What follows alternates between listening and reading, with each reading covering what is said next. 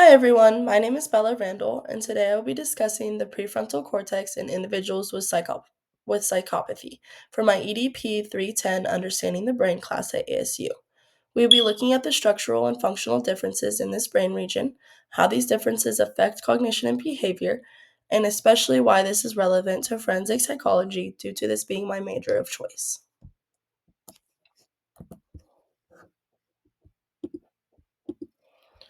As a student of forensic psychology, I'm particularly interested in the ways that the brain influences behavior, especially in these extreme cases in psychopathy. I am extremely fascinated by how neurological differences can explain why some individuals engage in antisocial behavior, and understanding these neurological differences help explain why individuals actually engage in criminal behavior as well. This can improve approaches to assessment, risk management, rehabilitation, and this topic connects directly to my career goals in forensic psychology. Psychopathy is a complex personality disorder characterized by emotional, interpersonal, and behavior abnormalities. Individuals with psychopathic traits often are shallow and blunt with their emotional responses. They often have a difficulty forming genuine interpersonal connections due to their tendency to manipulate and exploit others. They often act impulsively and take risks that almost always violate social norms as well. These traits are assessed using the Psychopathy Checklist Revised.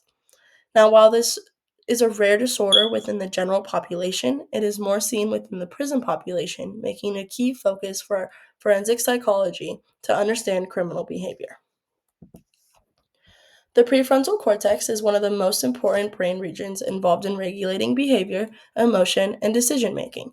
It integrates information from many other brain systems, allowing a person to make complex, informed decisions and regulate their actions.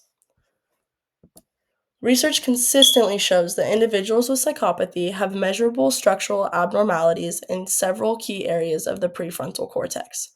These structural reductions help explain the emotional and behavioral traits associated with psychopathy. Together, these structural deficits in the ventromedial prefrontal cortex, the OFC, and the ACC create a pattern of emotional underreactivity, impaired learning from punishment, and reduced behavior control. The ventromedial prefrontal cortex plays a central role in emotion regulation, poor judgment, and generating appropriate emotional responses to others. According to Koenig's, dysfunction in the ventromedial prefrontal cortex is strongly linked to the reduced empathy and impaired moral reasoning found in psychopathy. Individuals with psychopathic traits often fail to experience guilt or emotional concern because this region does not integrate emotion information effectively. The dorsolateral prefrontal cortex is responsible for executive functions such as planning, working memory, and problem solving.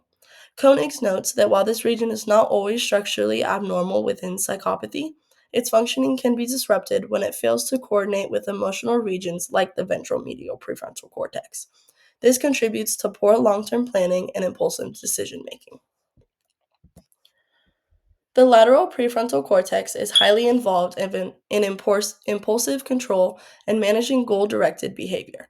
This region becomes especially important when comparing criminal psychopaths to successful psychopaths. As later research shows, the increased gray matter here might help individuals regulate these antisocial impulses. Finally, the anterior cingulate cortex, or ACC, is essential for error detection, conflict monitoring, and adjusting behavior accordingly. Koenig also explains that psychopathic individuals often show abnormalities in the anterior cingulate cortex, which leads to reduced sensitivity to mistakes and punishment. One of the most important findings is the disrupted connection between the prefrontal cortex and the amygdala. Corpone explains the weakness in connectivity in this pathway reduces the signaling of emotions, especially fear and distress. Koenig also shows that reduced activity in the ventromedial prefrontal cortex. This region regulates emotional information and controls judgment and empathy. Another extremely important finding that changed the course of research was successful psychopaths. These individuals show psychopathic traits but do not engage in criminal behavior. According to Koenig, these individuals have a greater density of gray matter in the lateral prefrontal cortex. This area is involved in planning and impulse control. The stronger this area is, it allows them to regulate these impulses and avoid engaging in criminal acts, even though these psychopathic traits are still shown.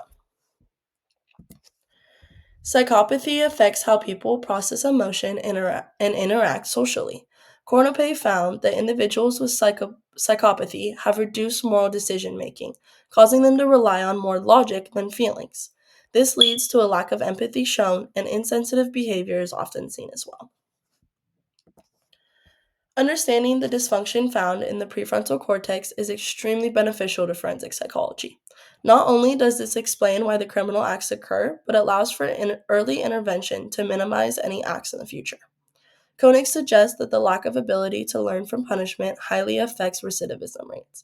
With the lack of regard for consequences and remorse can make it extremely difficult to engage in rehabilitation and treatment interventions.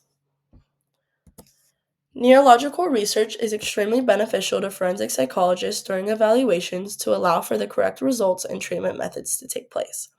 Newest research showing successful psychopaths was a major breakthrough for psychology. This led to questions regarding nature versus nurture and the upbringings that onset these traits. It is extremely important for the public and professionals to recognize psychopathy as a real neurological disorder, not just intentional misconduct. Koenigs and Cornapay show that the emotional and moral processing deficits are disrupted, affecting how individuals learn from consequences. Reducing the stigma created by society not only improves prevention efforts, but also allows for realistic treatment methods to occur early on by making the warning signs public knowledge and early screening necessary when these signs are shown. In conclusion, research shows that psychopathy is strongly linked to the structural and functional abnormalities found in the prefrontal cortex. Koenigs and Cornapay both show that disruptions in these areas cause impaired emotional processing and poor moral judgment. Lasco shows that the differences found in successful psychopaths that allow them to overcompensate for lack of emotions and live in society as fully functioning non-criminals. This research is extremely beneficial to society to reduce the misconceptions placed on this disorder by media and television. Forensic psychology is my current major, so my fascination alone led me to this topic. But this research was a significant breaking point in forensic studies that allowed for further studies to take place as well. Thank you.